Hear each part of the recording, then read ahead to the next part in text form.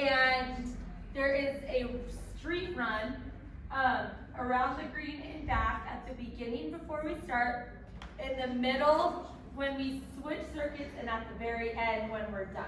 So there's 3 street runs. Circuit 1 is in here, and it starts with a sled push. Our sleds are outside, and you push down to the end of that planter, turn the sled around, push back. Just do that once, then you're gonna come in here, and we're starting with a single leg split stance deadlift. So it's a hinge, but it's the same mechanics as a deadlift. And we're gonna do 12 total. So it's split stance, so you're gonna have 1 foot forward and 1 foot back. Back foot's kind of just for balance. Good morning. And then you're gonna grab this barbell and keep it close to you, because when you deadlift, we wanna keep things close to our shin, as close to our shin as possible. And we're going to use that one leg to come up. So it's just that forward leg. This back leg is just for balance. I don't want to put a lot of pressure or weight into that back leg. Hinge down, back stays nice and flat, and then come up. If you can't keep your back flat and get all the way to the ground because of flexibility, don't take the weight all the way to the ground. If you feel like you get here and then to go to the ground you're rounding, okay, just stop wherever that flexibility takes you, okay? So if it's here, I want you guys to keep those shoulders back and that back nice and flat when you do this. Okay? So you have 12, so you're alternating. So you're gonna do 1, okay, and then switch your stance and do another, and you're gonna alternate your stance for 12 total. Then we have a split squat dumbbell thruster. So we've got our boxes, split squat, 1 foot's back on the box, 1 foot is forward, okay? We're lunging, and then we're pressing that dumbbell up, okay? Sorry, contralateral. So if I'm lunging with my right, the weight is in my left. When you're doing these split stance lunges, I like to think of pushing this knee back towards the box, because it helps me to keep that knee behind the toe. And then you're gonna press at the top. Okay, bring it down.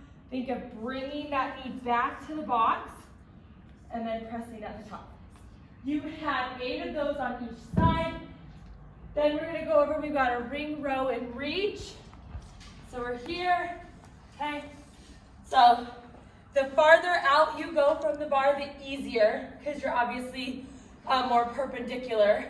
The more parallel to the ground you are, the harder it is.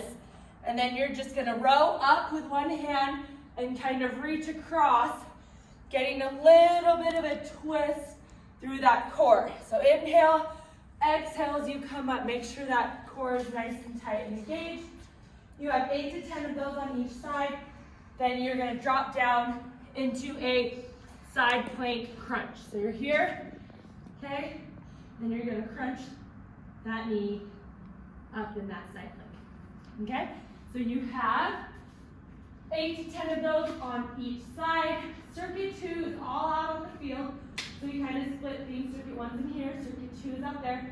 We're starting with, at the blue line, you're gonna go, are there cones up? Yep. You're gonna go to the cones, doing high knees. So you're here, traveling forward with your high knees. When you hit that cone, you're gonna sprint to the end, and then sprint all the way back to the blue line and do that again. High knees to the cone, sprint to the line, sprint all the way back to the blue line. That's what the 2 is. So you're actually doing that fully twice. Then we have a skater toss with a kettlebell. Pretend this is the kettlebell.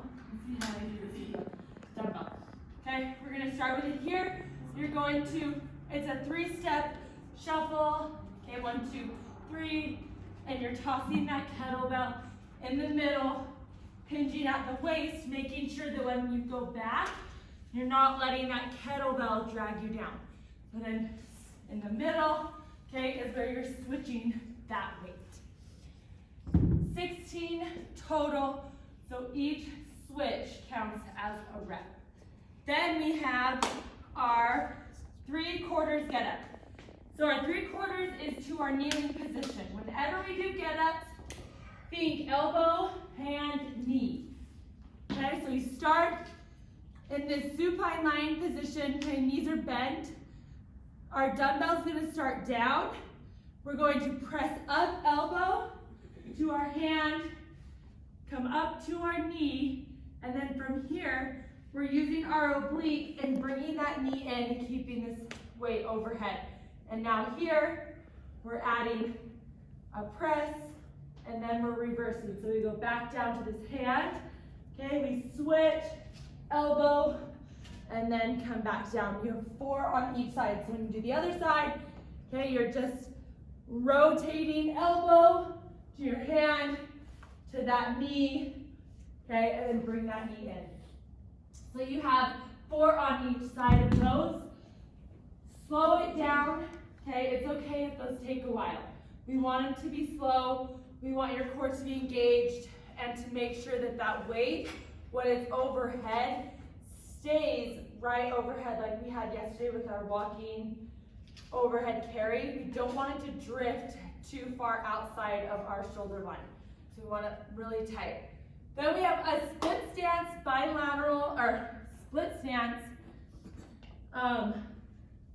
banded lateral raise. So if I'm raising with my left, I'm standing on the band with my left, and I'm just going up, okay, here.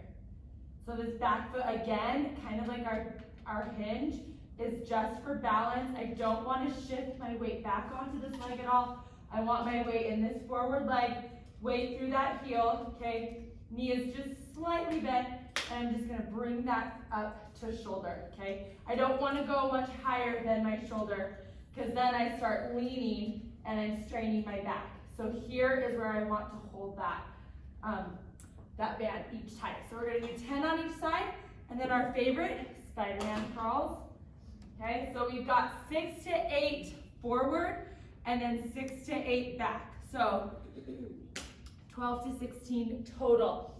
So when we step forward each time, we're gonna keep those elbows in close and do our push-up, step, okay? Do our push-up, step, do our push-up.